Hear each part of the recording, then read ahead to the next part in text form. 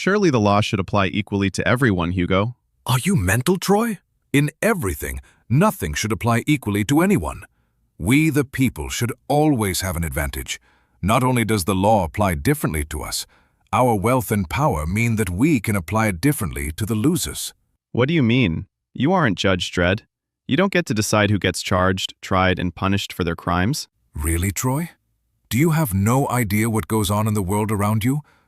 Okay, that slimy little toad Semaphore Biggles is clearly a buddy of yours, isn't he? I think that's going a bit far. I just did a skit with him on Friday Night Dive. Mind you, he was not a fan of yours. He literally had to spit every time he spoke your name. The feeling's mutual, though quite justified in my case. Biggles, though, hates me because of the power I have over him. He knows he can't joke about me without being very careful. He hid that very well with our Emperor Poopy Anus gag. I'll be talking to my lawyers about that later. But did he mention his Hugo Sensationist small penis gag? That doesn't ring a bell. It wouldn't. He's barred from any form of discussion of my phallus, public or private. Last year, that disgraceful lump of turd had the neck to suggest that I have a tiny penis to both viewers of that dreadful skit show you took part in. I think you'll find there are more viewers than that. I imagine at least 500 million everythingers will have tuned in to watch my award-winning performance. Ooh, nice exaggeration, Troy, considering everything's population isn't even 350 million people. I knew there was a reason I brought you here. Anyway, penis size, not audience size, is the subject here and now.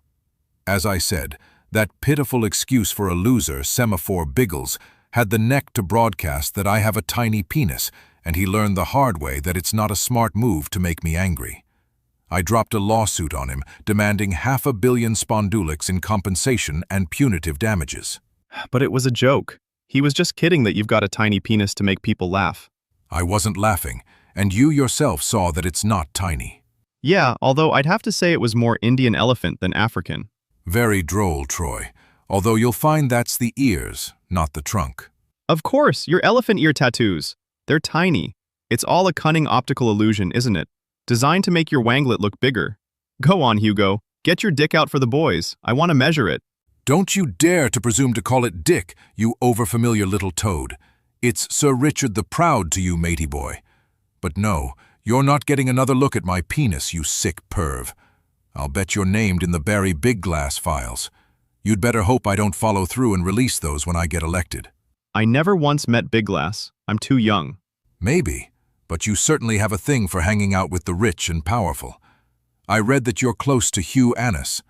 I bet you're on his payroll, paid to try and make our government do the things he wants it to do. That's a dreadful slur, Hugo. I should sue you for saying that. Of course you shouldn't, dear boy. Have you learned nothing? I have far too much money.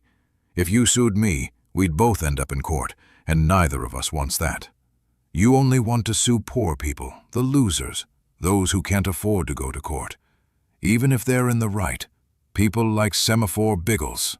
Like you, his lawyers insisted it was just a harmless joke, but I ensured that it looked anything but harmless to Biggles. He had the choice to fight me over whether or not his statement was just a joke, but the financial cost to him would have been huge. He may be well paid by the standards of a comedian, but could he afford to risk 1 million spondulics or more fighting against me in a we the people-dominated world? I can afford the best lawyers, and maybe the best lawyers could convince a jury that what he said wasn't a joke. And maybe they couldn't. Maybe. But would you want to take the risk when it's your money on the line? Might you not also roll over like a little puppy dog and present me your tummy for a little tickle? Biggles certainly felt that was in his best interests. He talked the big talk initially, but as soon as he saw his legal fees starting to mount up, he couldn't move quick enough to reach an agreement with me. Hence, you'll never hear Semaphore Biggles tell a Hugo Sensationist tiny penis joke, and, once my lawyers have been at him, I wouldn't expect any more poopy anus jokes either. So you just bullied him into submitting to your will, regardless of the fact that he'd done nothing wrong? Nothing wrong! He mocked me and made others laugh at me. He did plenty wrong, but thanks to the wonder of using the law as a pay-to-play toy, I can hurt him every time he does something I don't like, even if it's not against the law. The thing is, from where I'm standing, that seems wrong. You're only saying that because you've never tasted the sweet thrill of lawfare. Lawfare? Come on, Troy, this can't be new to you. Lawfare. The weaponization of the law to attack those weaker than you and force them to behave as we the people want them to. People may talk about the value of the moral high ground, but the reality is that when push comes to shove, people feel much more strongly about the value of the money in their bank account. We can use money to crush the truth that we don't like, sweep inconvenient truths under the carpet, and hide ugly truths in the shadows where no one will ever see them. You may think lawfare is an ugly tool right now, but just wait until you wield a slap suit for the first time. A what suit? A slap suit, dear boy. A strategic lawsuit against public participation.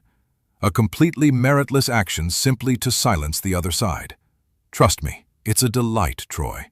The beautiful feeling of knowing that the other person is technically in the right, but has to bend to your will simply because you have more money and status than them.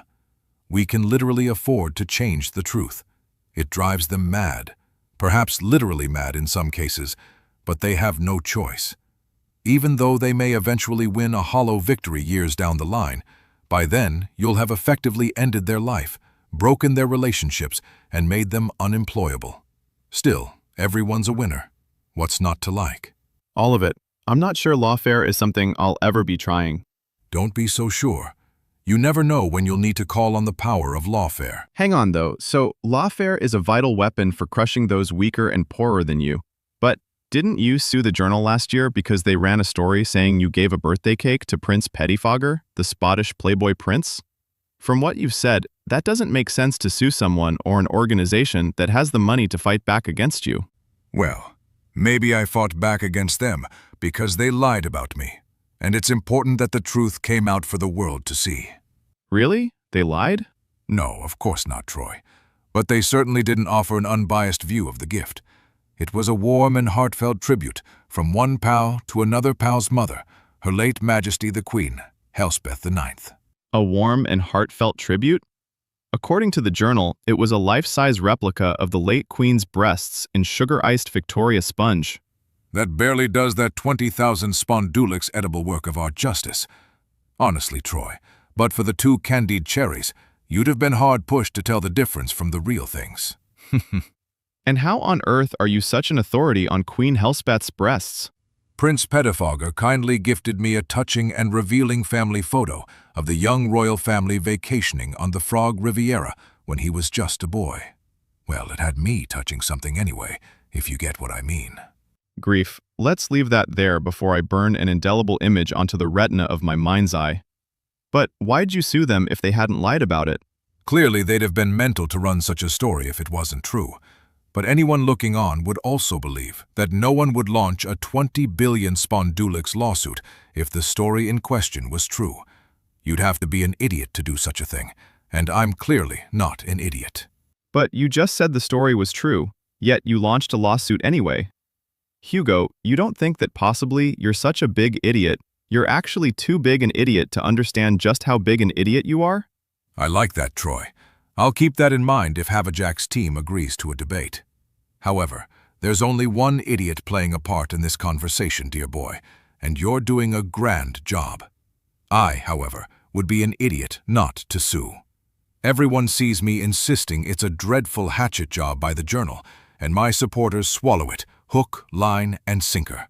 Even some of those who don't like me, and many of the neutrals, will give me the benefit of the doubt. We all know the fake news media can't be trusted to tell the truth. Incidentally, do you remember the outcome of the court case, Troy? Do you know what? I honestly can't remember what happened. When did it go to court? It didn't. I quietly dropped the suit a month or 2 after telling the world that I would start a fight to cut out the cancer of bent and twisted journalism in our country with the simple sword of truth and the trusty shield of everything fair play. Of course, unless you read that day's Journal, you'd have never realized, and potentially would have gone on thinking, that the whole Boobies Cake Gate scandal was a sick fiction invented by journalists. So, Troy, with your eyes open to the myriad wonders of how the laws of everything work for we the people, might you be closer to joining me when I become first best guy, do you think?